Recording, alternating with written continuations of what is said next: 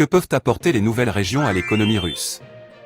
Lundi, la Douma d'État russe a ratifié les traités d'adhésion des républiques populaires de Donetsk et de Lougansk, ainsi que des régions de Kherson et de Zaporozhye, à la Fédération de Russie. Les territoires ont massivement voté pour rejoindre le pays lors de référendums en septembre. Les économistes affirment que la restauration des territoires ravagés par le conflit nécessitera d'énormes investissements, notant toutefois que les rendements pourraient être encore plus importants. Examinons donc le coût économique ainsi que les avantages de l'intégration des territoires à la Russie. Quelles sont les nouvelles régions? La superficie totale de Donbass, Kherson et Zaporozhye est de près de 109 000 km², soit plus de 15% de l'ancienne superficie totale de l'Ukraine. Plus de 8 millions de personnes vivaient auparavant dans les territoires, qui comptent plus de 5,6 millions d'hectares de terres arables. Moscou doit encore déterminer les futures frontières de Kherson et de Zaporozhye, dont certaines parties sont toujours contrôlées par les troupes ukrainiennes. Quels sont les moteurs de l'économie du Donbass?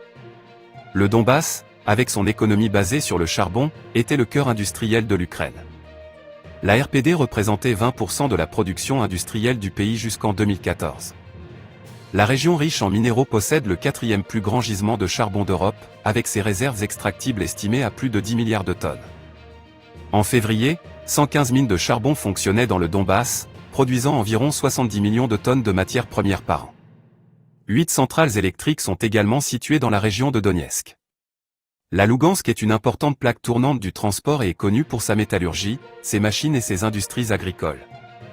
Il possède également des usines chimiques et pharmaceutiques et plusieurs mines de charbon.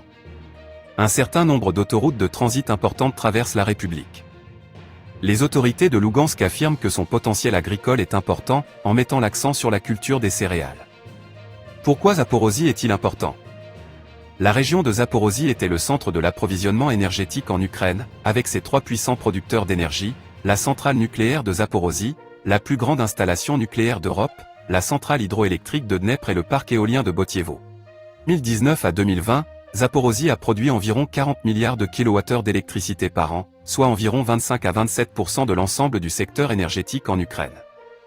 La région possède un certain nombre de grandes installations de génie industriel et mécanique, y compris l'usine de construction automobile de Zaporozhye avec une production de 150 000 véhicules par an. Le fleuve Dnipr, le réservoir de Kakhovka et la mer d'Azov jouent un rôle important dans l'économie de Zaporozhye, qui a également un grand potentiel pour la pisciculture industrielle. Quelle est l'importance de Kherson? La région de Kherson est spécialisée dans la construction navale et est connue pour ses stations balnéaires et son agriculture. Il possédait le plus grand territoire de terres arables d'Ukraine, avec près de 20 000 km².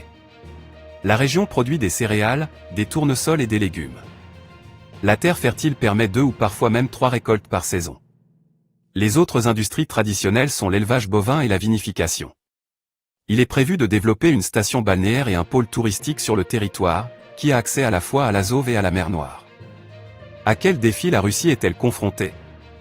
La Russie a obtenu des terres avec un potentiel agricole et industriel incroyable, mais avec des infrastructures très dégradées, en raison d'un manque d'investissement de Kiev au cours des 30 dernières années. La principale préoccupation du gouvernement est d'intégrer ces territoires et de les aider à surmonter l'écart de développement économique et à se remettre des destructions infligées par le conflit. Dans un premier temps, Moscou financera les budgets des 4 régions. À l'avenir, à mesure que l'intégration s'approfondit et que l'économie redémarre, le volume des transferts du budget fédéral diminuera, selon les experts. Comment Donbass, Zaporozhye et Kherson pourraient-ils contribuer à l'économie russe?